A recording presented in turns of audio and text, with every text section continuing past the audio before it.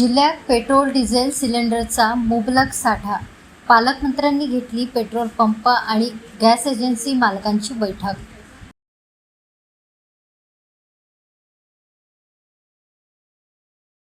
आखाती युद्धाच्या पार्श्वभूमीवर पेट्रोलियम पदार्थ व इंधन पुरवठ्याबाबत अफवांचे पीक आले आहे. मात्र नागरिकांनी या अफवांवर विश्वास ठेवू नये.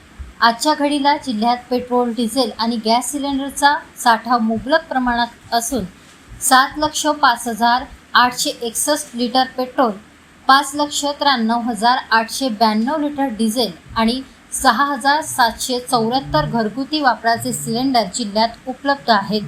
तसेच कंपन्यांकडून याचा पुरवठा देखील नियमित होत असल्याचे राज्याचे आदिवासी विकास मंत्री तथा चंद्रपूर जिल्ह्याचे पालकमंत्री डॉक्टर अशोक उईके यांनी सांगितले.